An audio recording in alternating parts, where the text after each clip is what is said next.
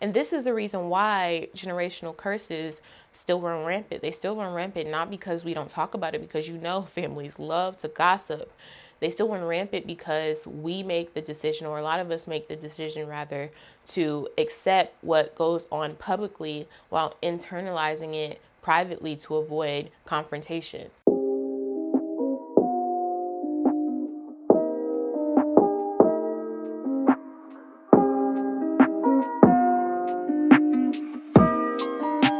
What's up, Boujee Bosses? It's your girl, Khala Simmons, and today we're going to be talking about how you can break your generational curses, all right? And this is going to be a good one, so make sure you stay tuned. So, I don't know if y'all have realized it yet, but 2020 is the year of exposing. We are in an era of exposing. Sexual predators are being exposed. Racists are being exposed, faulty entrepreneurs are being exposed. It's just an exposing time. And in the spirit of exposing, I think it's important that we expose a lot of these generational curses that plague our family and have plagued our family for years. So, for those that may not really understand the concept of generational curses, it really just is negative patterns that have been passed down through family history throughout the years. So this is including things like molestation, abuse, double standards. Even I feel like the topic of generational curses itself has become like such a taboo thing to talk about in more recent years. So things of that sort, those are the types of generational curses that plague our families. So of course you guys know that I have to just snitch on myself. And I mean, of course, who else would I snitch on?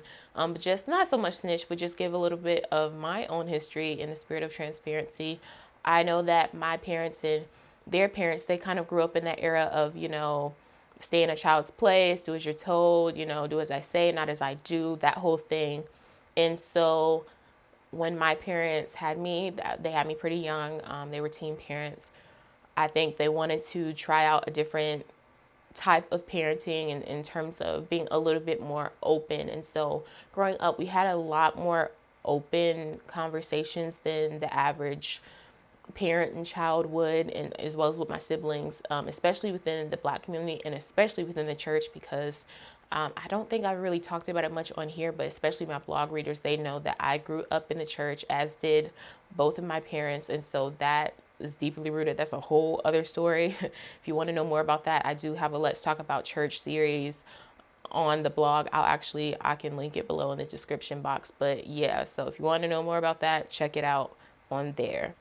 So as I was saying, they wanted to try a different method of parenting, and it was very much appreciated. I grew up feeling comfortable to ask questions and things of that sort.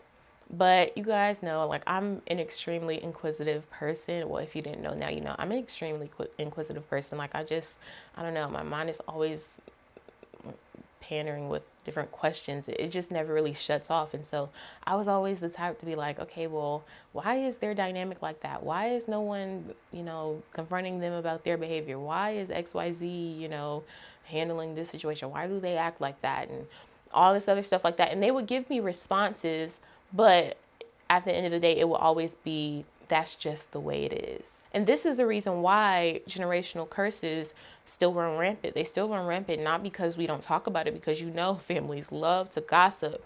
They still run rampant because we make the decision, or a lot of us make the decision rather, to accept what goes on publicly while internalizing it privately to avoid confrontation. Everybody knows about that pervy uncle that touches the kids, that's still welcomed at all the family reunions and functions just because he's family. Everybody knows about that cousin that's being abused, but we stay quiet on it because that's our cousin by marriage and it ain't our business. Everyone knows about that goody two-shoes niece that was shunned for having a child out of wedlock. Meanwhile, her whole brother is on baby number 3, and it's all good and dandy because he's just being a man. That's just how it is, right? You want to know something? That may just be how it is. That may just be how it is for them.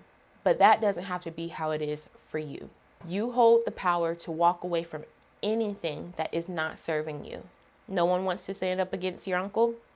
Stop showing up to the family functions. No one wants to check their cousin that's putting his hands on you. Divorce him, sis. The family was crazy anyway. No one wants to let you move on from getting pregnant early in life. Stop letting them hold that baby they told you to abort. That is how you break generational curses. Now, I'm fortunate that I have a loving family and they've been pretty receptive for the most part of my breaking generational curses. But I know that for most of you, that is not the case. For some of you all, your family is just set and they're standing firm because they want to stay comfortable in their dysfunction. And so, unfortunately, in those sorts of situations, you may have to have alternative solutions.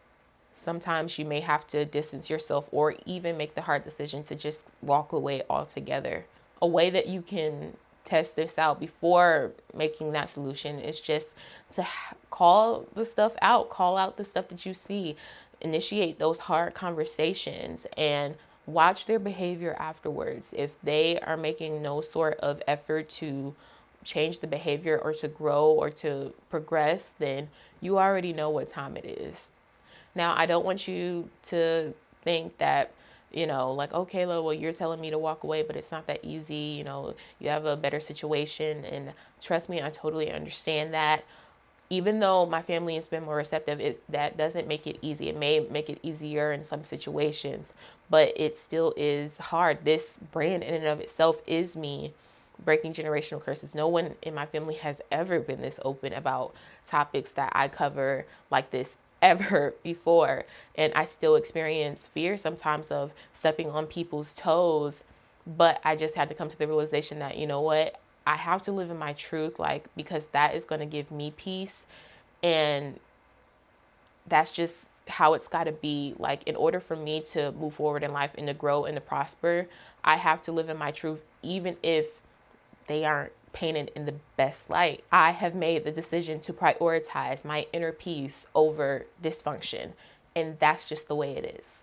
So I hope you guys enjoyed today's video. Let me know down below in the comments about your stories. I want to hear your stories. Let me know how you are breaking your family's generational curses. Make sure you like this video and subscribe if you're not already. Also, make sure to click the bell next to it to be notified whenever I upload.